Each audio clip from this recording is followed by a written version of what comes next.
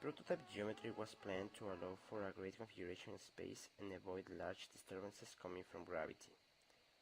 Motor 1 is placed at a relative height from the horizontal plane, allowing for a vertical offset. Motors 1 and 2 orientations were chosen to avoid disturbances in the rotations due to gravitational torques sharing the same axis as it is the case with vertical arm.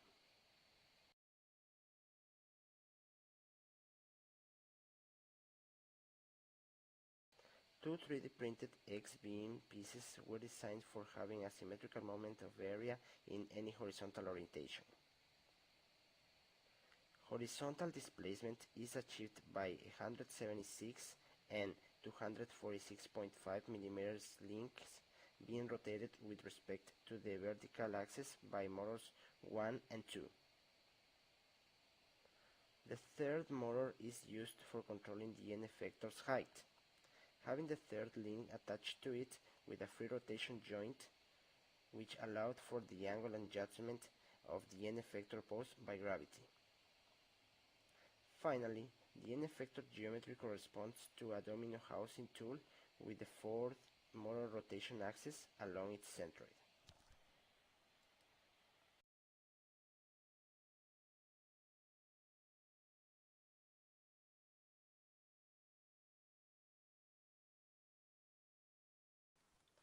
The defined workspace is a 765 by 502 mm planar rectangle. The origin of our reference frame is at 300 mm from the left of this rectangle and 472 mm from the top. This workspace is divided into regions for different purposes.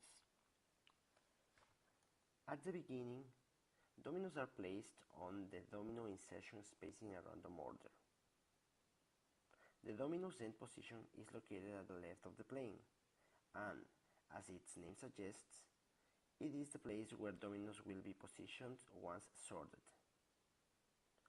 Dominoes are to be sorted in an ascending order, counting them as fractions, having the square with less pips as the numerator. When the 28 dominoes are sorted, a pyramid will be formed. If a domino being moved cannot be placed at its destination, it will be moved to the stack region, where it will remain until its final position is ready to be occupied. A path region is defined in order to allow displacement of dominoes avoiding collisions.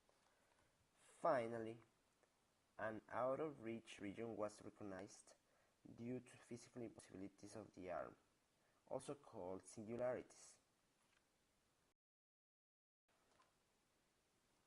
For the project, the sensor position was chosen such that the camera looked down directly onto the workspace, resembling an orthographic top view of it. This was done to reduce the complexity of a 3D workspace to a 2D one. This setup allowed to perform coordinate transformation using the focal length to depth ratio and doing vector addition to establish the origin position. In addition, Kinect 2 was selected due to its high resolution with respect to the other options.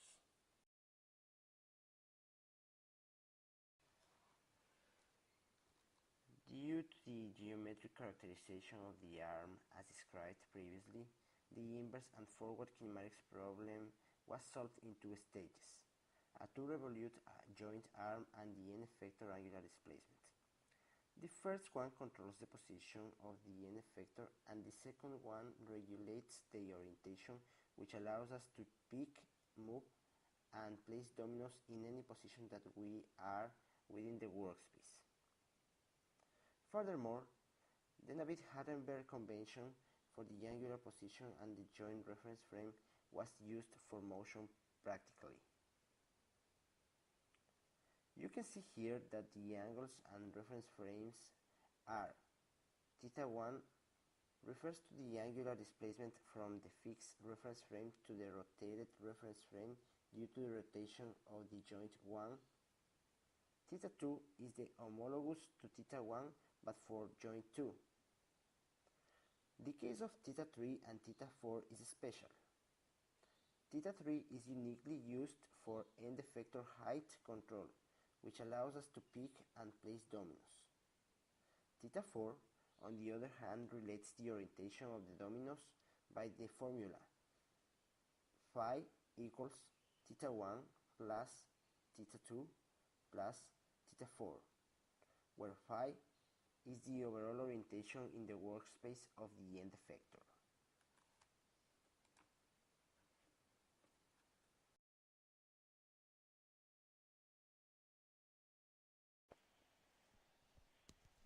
The algorithm was based on three basic motion functions that made the end effector move in straight, vertical, horizontal, and diagonal lines.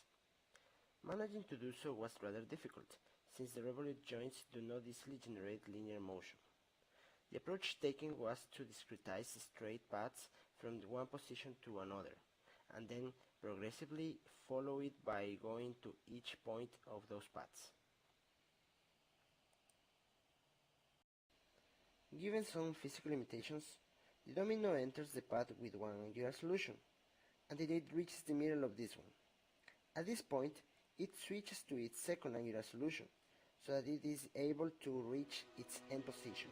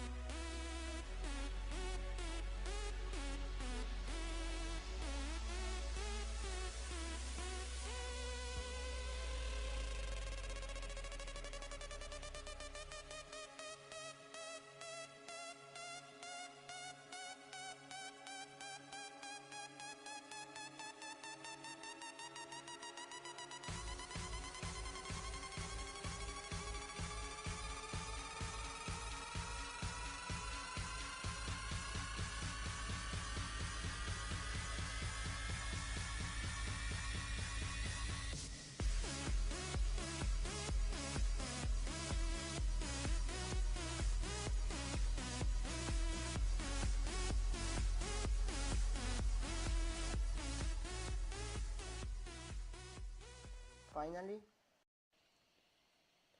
if placing the domino at its end position would block other paths, this domino is moved momentarily to the stack region, where it will remain until this condition changes.